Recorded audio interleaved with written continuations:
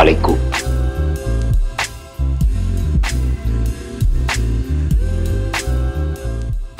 Salut tout le monde et bienvenue sur l'écran fouille. Aujourd'hui, petite review série puisque est enfin sortie et donc en intégralité la série Mr. and Mrs. Smith. Et comme j'ai tout regardé, je me dis qu'on va enfin pouvoir en parler. Et alors je sais, certains vont me dire que de toute façon c'est complètement naze parce que déjà il y a un casting woke et puis parce qu'en fait ça n'a rien à voir avec le film de 2005. Et à cela, je dirais oui. Effectivement, ça n'a rien à voir. Mais il me semble de bon ton de mettre les choses au clair pour ceux qui justement ne s'appuieraient que là-dessus pour pouvoir juger de cette version 2024, donc signée Amazon. C'est que Mr. and Mrs. Smith, c'est pas né en 2005 avec le film, non, c'est né en 1996. Donc c'était via une série avec Scott Bakula et Maria Bello, où deux personnes justement étaient recrutées par une agence dans le cadre de missions et devaient donc se définir entre guillemets comme couple, ce qui était relativement compliqué dans le sens où les deux n'étaient pas toujours sur la même longueur d'onde et dans le pire des cas, en fait, ils ne pouvaient absolument pas se piffrer. Donc déjà, en cela, le film de 2005 de Doug Liman était en fait une réadaptation de la série en prenant beaucoup de liberté sur le pitch de départ afin de plutôt, on va dire, surfer sur le high concept du véritable couple star top tendance du moment pour vraiment entre guillemets en caractériser les têtes d'affiche, donc à savoir Brad Pitt et Angelina Jolie, et pour notamment les plonger dans une sorte de True Lies x2 mêlé à La Guerre des Roses. Donc oui, quand j'en lis, ou que j'en écoute beaucoup qui critiquent cette version 2024 uniquement au motif que ça ne respecte pas le matériau source, eh bien c'est archi faux. Parce que s'il y a bien un format qui est hors sujet avec le matériau source, justement, c'est le film de 2005. La série Amazon, elle reprend les traits scénaristiques de la série originelle. Manque de bol, comme la série de 96 n'est pas spécialement connue, en fait les gens n'en savent rien et donc forcément cette nouvelle édition va souffrir de la comparaison systématique avec le film et ça c'est bien dommage parce que le but n'est clairement pas le même. Mais bon, ça on va y venir. Donc série showrunnée et produite par la même équipe que l'excellente série Atlanta que je vous conseille vivement et notamment Donald Glover qui occupe en plus l'un des rôles principaux. Alors Donald Glover ou Childish Gambino, pour ceux qui ne le connaissent pas en tant que rappeur, donc une valeur sûre. D'ailleurs, tu peux être sûr qu'à chaque séance de sport que je vais me taper, j'aurai systématiquement quelques titres de lui qui vont me passer dans les oreilles, comme We and Them ou alors encore American Royalties. Ah, ça te donne une pêche. Et donc effectivement, Donald Glover qui opère un petit peu une ascension assez impressionnante depuis quelques années, et depuis qu'il s'est notamment attelé à l'audiovisuel, et plus encore avec son rôle de jeune Lando Calrissian dans Solo Star Wars Story. D'ailleurs, en plus, c'est lui qui reprend la charge de showrunner et donc d'acteur pour la série sur le personnage au profit de Disney Plus prochainement. Et donc pour lui donner la réplique, c'est Maya Erskine qui écope du rôle de Jane Smith. Et donc comme j'avais dit qu'on allait y venir, faut savoir que la série n'a pas pour but de proposer un déluge d'action. Donc effectivement, de ce côté-là, ça risque d'en décevoir beaucoup qui peut-être espéraient que la série soit vraiment articulée autour de ça pour coller au film, alors qu'en vérité, non, cette série cherche à coller à la série originale, et donc c'est, on va dire, plutôt une sorte de thérapie de couple, mais vous savez, pas celle qu'on fait justement pour réaligner les potards quand la situation devient critique.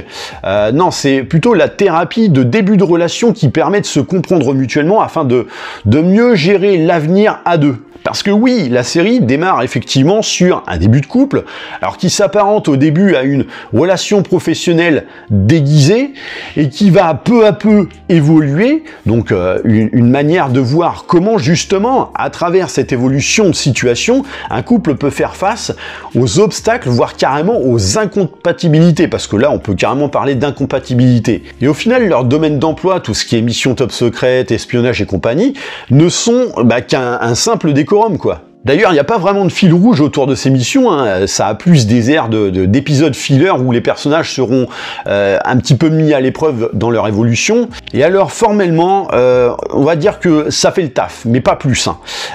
Donc c'est très générique, surtout que, effectivement, comme je le disais tout à l'heure, c'est pas l'action qui permet d'en voir grand-chose, même si, je le répète, c'est pas le but premier de la série. Et alors, si au début, dès lors que, bon, on accepte le concept du manuel du couple improbable pour les nuls, moi personnellement j'étais pas mal conquis, mais j'ai très vite déchanté. Ce qui m'ennuie d'autant plus que Donald Glover m'a littéralement conquis encore une fois. Il a vraiment cette capacité d'adapter son personnage aux besoins du moment. Donc voilà, je trouve carrément qu'il a un certain charisme. En comparaison, je le trouve beaucoup moins mono-expressif que par exemple un John David Washington, qui est lui aussi extrêmement montant au sein d'Hollywood, quoi. En revanche, et pour moi c'est là que le château de cartes s'écroule littéralement, c'est avec le personnage de Jane Smith, quoi. Alors attention, hein, j'aime beaucoup Maya Erskine, mais là, pour moi, il y a vraiment erreur de casting, quoi. Et donc, personnage qui, en plus, n'est pas mieux desservi par l'écriture, puisque Jane, en fait, c'est la femme tellement froide et indépendante qu'elle en devient, mais totalement hermétique à toute forme d'émotion et de ressentiment, et donc qui veut forcément tout contrôler, hein, parce que tu comprends, faudrait pas, en tant que femme, révéler la moindre vulnérabilité, vis-à-vis d'un homme. Donc l'archétype de la femme moderne. Et donc, bah oui, ça la rend hélas antipathique à souhait, mais au point que parfois, même moi je me demandais ce qu'un personnage comme John, qui est tout l'inverse, donc une personne ouverte et sensible, et avec en plus des objectifs de vie sentimentale, pouvait bien lui trouver à cette Jane.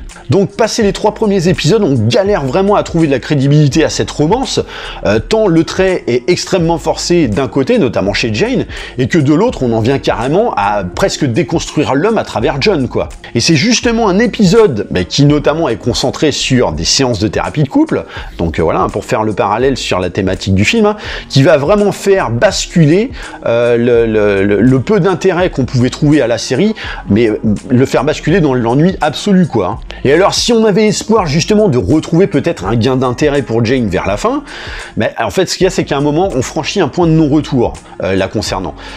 Donc en fait, c'est impossible d'aimer ce personnage qui est en perpétuel rejet de l'affection des autres, même quand pourtant on essaye de le justifier, et notamment sur le dernier épisode, qui tend un petit peu à inverser la vapeur en la matière, et peut-être à oser ce que peu de contenu tente, donc une vraie histoire d'amour hétérosexuel, ce qui est devenu extrêmement rare aujourd'hui, quoi. Mais sauf que c'est trop tard, c'est pas sur les 30 dernières minutes, sur 8 heures de programme, qu'il faut la rendre attachante, cette personne-là. C'est trop tard. Et donc, pour aller de pair un petit peu avec justement la faiblesse de l'action, alors pour les amateurs de films ou séries d'espionnage et autres super agents en tout genre, ça va vraiment être de très longues séances d'urticaire. Donc, outre le côté inclusif du casting, donc notamment le fait d'avoir un afro et une asiatique en tête de casting, puisqu'au départ, c'est pas ce qui était prévu, puisque Jane Smith devait être jouée par Phoebe Waller-Bridge. Je pense que ça partait pas systématiquement d'une intention de faire du wokisme à travers ce casting, mais dans tous les cas, c'était pas forcément une bonne option. Déjà parce que je reconnais que pour des missions qui impliquent notamment la discrétion, surtout dans des cas, par exemple, de filature, c'est pas ce qu'il y a de plus idéal pour se fondre dans la masse. Et à plusieurs reprises, la série nous montre à quel point c'était pas la meilleure des idées d'avoir validé ça, surtout de la part d'une agence ultra secrète, quoi. Tout comme je le disais, c'est pas l'action qui va nous rassasier, d'autant qu'elle est pas géniale, et que parfois tu te dis que bon, pour des super agents, ils savent absolument pas tirer, ils savent pas se battre, ils ont aucune condition physique, donc c'est dire, hein, par exemple John il a de l'asthme, et puis par exemple donc pour le personnage de Jane, on essaye de la filmer le moins possible intégralement pour effectivement masquer un petit peu ses formes. Donc des critères qui amènent littéralement à un rejet de dossier quand tu veux te faire recruter dans de tels métiers, hein. Il y a même pas à discuter, quoi. Ils n'ont absolument rien d'espion ou de super agents, quoi, hein, vraiment. Ça pourrait être tes voisins, mais quand il s'agit d'aller au charbon, bizarrement, t'as l'impression finalement que ce sont toujours tes voisins, quoi. Donc ils sont pas crédibles pour un sou.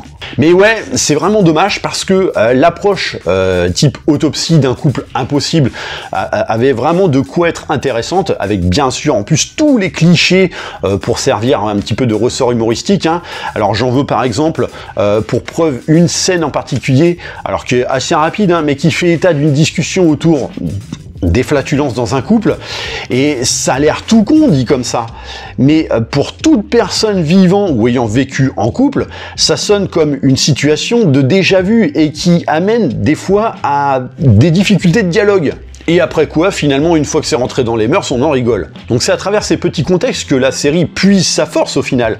Donc avec des personnes hors du commun, même si elles ont vraiment des apparences communes, et qui finalement ne semblent pas plus surhumaines quand elles sont confrontées au quotidien du commun des mortels, quoi. Bref, tu sens qu'il y avait quand même des choses sympas possibles à faire avec un tel pitch, mais qu'ils n'ont pas su en faire grand-chose, malheureusement. Surtout sur 8 heures, où on ne va absolument pas focaliser l'histoire sur l'espionnage et l'action, mais pour finalement basculer là-dedans dans les 30 dernières minutes et commencer à poser de véritables enjeux pour une potentielle saison 2.